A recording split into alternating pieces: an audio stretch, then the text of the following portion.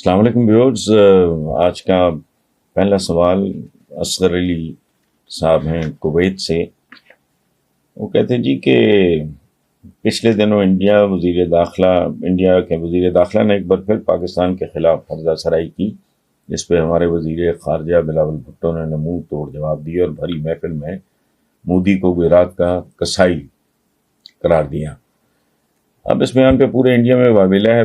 बिलावल के सर की कीमत लगाई जा रही है। इंडिया पहले इल्ज़ामात लगाता है, बाद में जवाब सुनने का हौसला भी नहीं रखता। आप इनके इस कल्चर को कैसे देखते हैं? असल साहब, ये कल्चर बहुत बड़ा लफ्ज़ है। ये नॉन कल्चर, ये कल्चर्ड माइंड सेट ही नहीं है। मैं किसी इंडिविजुअल की बात नहीं कर रहा। I have nothing against anybody. एक माइंड सेट है। ह्यूमंस और तरीके से सोचते हैं, जो सब मैन होते हैं या मैनिमल्स होते हैं वो और तरीके से सोचते हैं। और शायद इसको कुछ वक्त लगे, लेकिन एक बात आप याद रखें कि नरेंद्र मोदी साहब ने जो जहर काश्त किया है इंडिया में, इसकी हिंदुस्तान को, भारत को बहुत बड़ी कीमत चुकानी पड़ेगी। ये याद रखें। सियासत नाम है जोड़ने का, तोड़ने का नहीं। और सिर्फ मुसलमान ही इनका शिकार नहीं है, सारी अकलियत है। जो क्रिश्चियंस हैं इनसे खुश नहीं है। सिख जो बिरादरी है वो अपनी एक दुनिया आबाद करने चाहिए। पिछले दिनों जो इंग्लैंड में जो हुआ वो आपके सामने है। अच्छा, बाकी रह गया बिलावल के सर की कीमत। तो वो तो फिर यहाँ कोई जवाबन मोदी के सर की कीमत भी लगा देगा। तो ये दिस इज नॉट मैच्योर। ये आप कहते हैं ना कि आप इस कल्चर को कैसे देखते हैं, मैं इसको कल्चर ही नहीं मानता। ये इंसानी कल्चर नहीं है, ये एक पड़ोस का कल्चर नहीं है। सदियों हमने इकट्ठे, अब आप अंदाजा लगाएं माइंड सेट का, कि गांधी जिनको लोग मोहब्बत से बापू कहते थे, ठीक है, मैंने हमेशा गांधी जी का है, आपको याद होगा। ये तो अब इन्होंने ये गंद डालना शुरू किया। गांधी जी के कातिल के नाम पे उन्होंने अंडर पासेस और सड़कों के और इमारतों के नाम रखने शुरू कर दिए। तो बुनियादी तौर पे ये बहुत एक भयानक, ये सादा बात नहीं है। वो बढ़ता जाएगा ये मामला, अगर तो कहाँ जाके रुकेगा। अगर ये एटमी तसादुम पे ही रुकना है तो खैर है। उसकी वजह मैं आपको एक सादा सी लॉजिक देता हूं। अब मैं जी 24 करोड़, ठीक है, हम अपने से दुगनी आबादी खत्म कर देंगे, 48 करोड़ अगर खुल खुला के हो जाता। मैं एक I know that I am oversimplifying the whole thing. हम 24 के 24 करोड़ फारिग हो जाते हैं, उनके 48 करोड़ फारिग हो गए। फारिग करने के बाद तो मुसलमानों के मुल्क तो माशाल्लाह गिने ही नहीं जाते।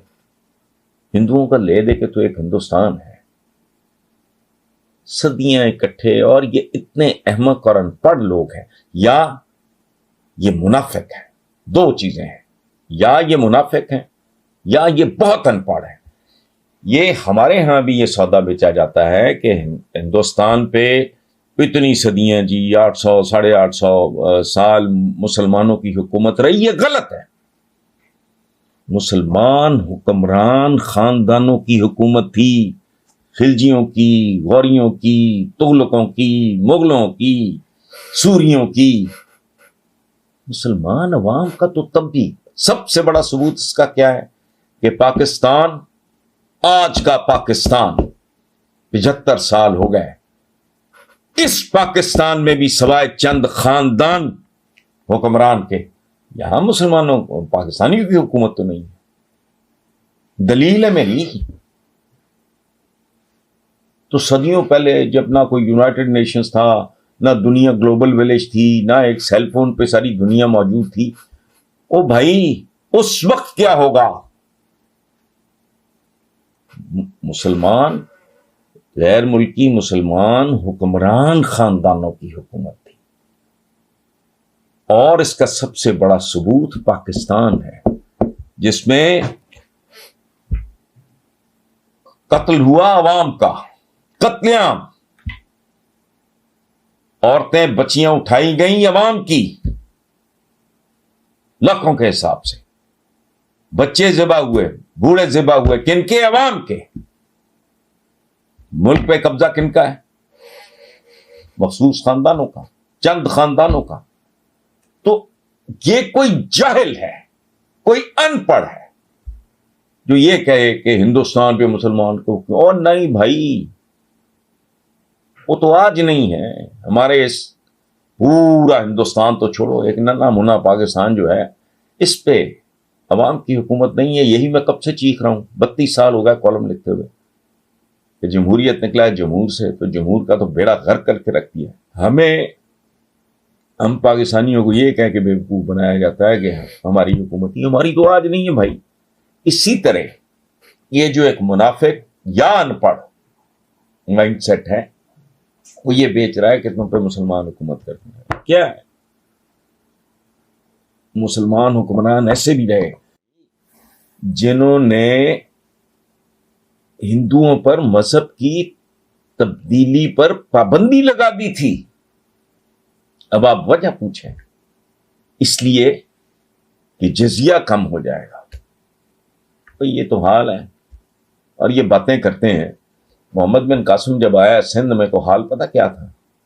ये जो इनकी जो पैसिव वॉइसेस जो गाबा साहब ने लिखी थी किताब, ये जो शूदर टाइप या दलित या जो भी आप कह लें, जिनको गांधी साहब ने हरिजन कहा कि भगवान के बेटे या बच्चे जो भी, तो आपको पता है हाल क्या था? हुकूमत हिंदुओं की थी। आम हिंदुओं के साथ क्या होता था? ये दलितों मलच्छों शूद्रों के साथ जो भी, पीछे झाड़ू बांधना पड़ता था घर से निकलते हुए, ताकि नापाक कदम धरती पे पड़ें तो झाड़ू साथ साथ साफ करें, को खुदा का खौफ करें। जूता पहनने की इजाजत नहीं थी, सर पे टोपी की इजाजत नहीं थी, साथ कुत्ता रखना जरूरी था, ताकि कोई मुअज़्ज़ज़ हिंदू अगर गुजर रहा हो तो उसे पता हो कि ये शूदर ने मुझे देख के रास्ता बदल लिया है और ये शूदर है, जो उसके साथ हिंदू कुत्ता है। तो खुदा का खौफ करें यार।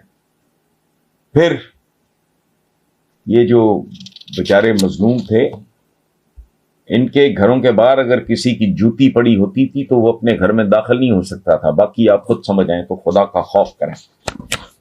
ये कल्चर है ही, ये झूठ है, मुनाफिकत है और एक गैर इंसानी रवैया है।